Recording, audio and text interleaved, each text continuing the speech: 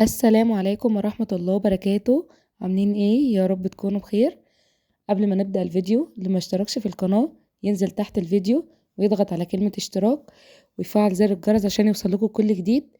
تعالوا نحضر مع بعض النهاردة الترسة بالعجوة او الكحك بالعجوة على زي ما بتسموه يعني نعمله بطريقة سهلة وبسيطة وان شاء الله هتعجبكم.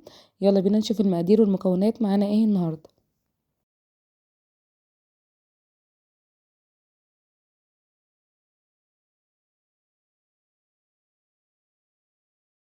معايا هنا تلت كوباية من السكر، عليها تلت كوباية من الزبدة، عليهم كوباية حليب وبيضة ومعلقة كبيرة من الخميرة.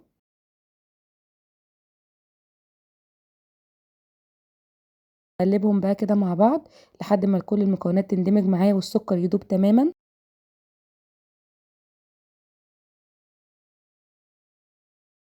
هنزل عليهم بقى بثلاث كوبايات من الدقيق. مقدار الكوباية اللي معايا 250 جرام. هفضل بقى اقلبهم كده كويس وبالسباتيولا وبعد كده هعجن بايدي، وكمان هحط معلقتين دقيق كده جنبي لو احتاج معايا دقيق. هنزل بمعلقة معلقة لحد ما العجين يلم معايا زي ما هتشوفي كده. بصوا كده لسه بيلزق، انا هعجنه تاني بايديا بقى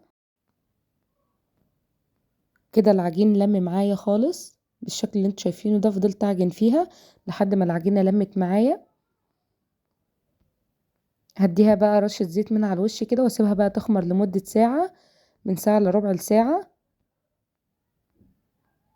تعالوا بقى نجهز مع بعض العجوة لحد ما العجين يخمر معايا. انا العجوة دي كنت عاملاها في البيت. همسكها بقى اقسمها كده، هعملها بالشكل اللي انتوا تشوفوه ده. بصوا هعملها كده بحيث ان انا اخدها على ترسة العجوة بتاعتي على طول كده، احطها في قلبها على طول يبقى سهل معايا. هحطهم جنبي في طبق. بصوا زي كده. هنا بقى كان العجينة خمرت معايا، هلمها كده بقى على بعضها. هاخد العجينة بتاعتي بقى هنا على الرخامة على اي سطح كده وهقسمها اتنين.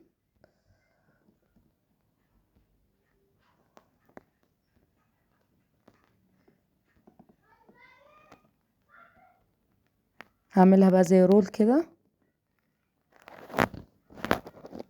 هقسمها بقى معايا كده زي كور متساوية، كلهم يبقى حجم واحد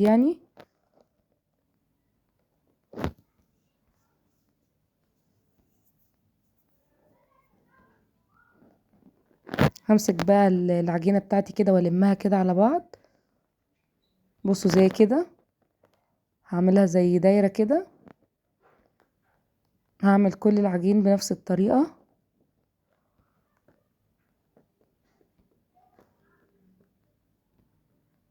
بصوا عملتهم كلهم، هسيبهم بقى 10 دقايق كده يرتاحوا وبعد كده نشتغل فيهم.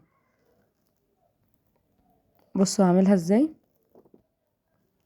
هفردها معايا كده بشكل مستطيل. بعد كده هحط بقى فيها العجوة بتاعتي اللي انا مجهزاها وهلمها بقى كده على بعض، ولازم نقفلها كويس علشان ما تتفكش معانا. هلفها بقى كده واحدة واحدة بالراحة، وبعد كده هجيب الجنب ده على الجنب التاني وهقفلها. اهم حاجة التقفيل علشان ما تفكش معاكي. هجيب بقى مقص او سكينة بصوا وهفتحها كده من الجناب.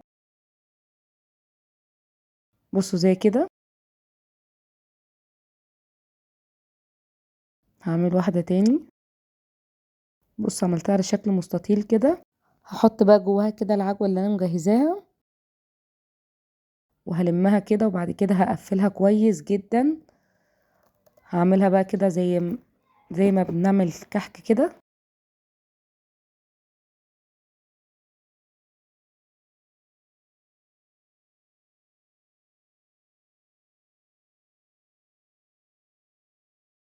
بعد كده هلمهم على بعض واقفلهم كويس جدا علشان ما تفكش معايا.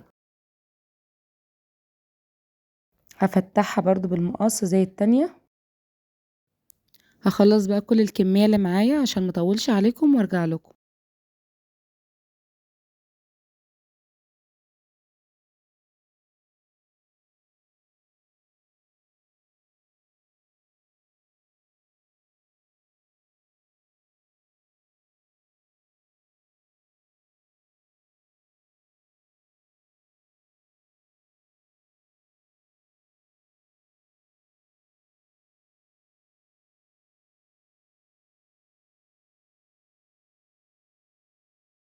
تعالوا بقى نعمل مع بعض الضفيرة.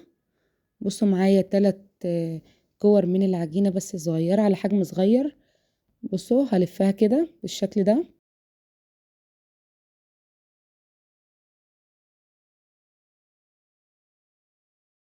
بعد كده هلم ال3 من فوق على بعض. بصوا وهعملهم زي الضفيرة كده. اجيب واحدة هنا وواحدة هنا.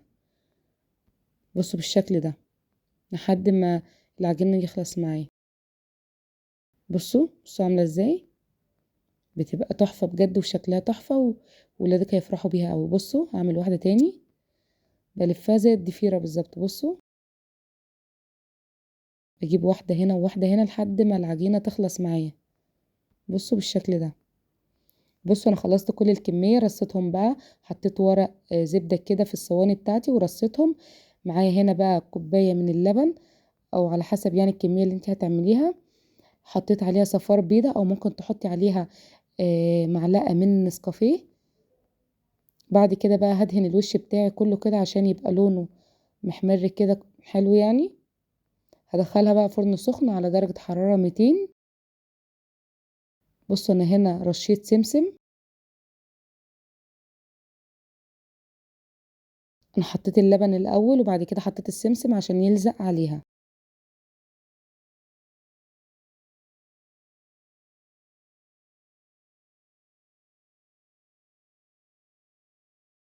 هدخلها بقى الفرن لحد ما تاخد معايا لون من تحت، وبعد كده هفتح عليها الشواية.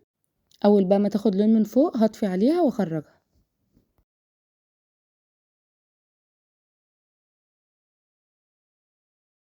بصوا هنا بقى بعد ما خرجتها هغطيها كده بقى باي فوطة عندي لمدة 5 دقايق. وهنا كنت خلصت كل الكمية معايا. بصوا بجد الطريقة دي تحفة، جربوها هتعجبكم قوي. بمناسبة بقى ان ولادنا في المدارس وكده، بجد تحفة. بصوا عاملة ازاي، تحس ان هي اسفنجية بجد احلى من بتاع المحلات. جربيها ومش هتندمي. بصوا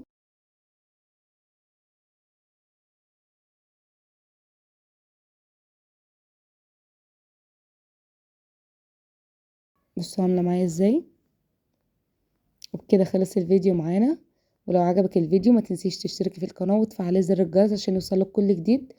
والسلام عليكم ورحمة الله وبركاته.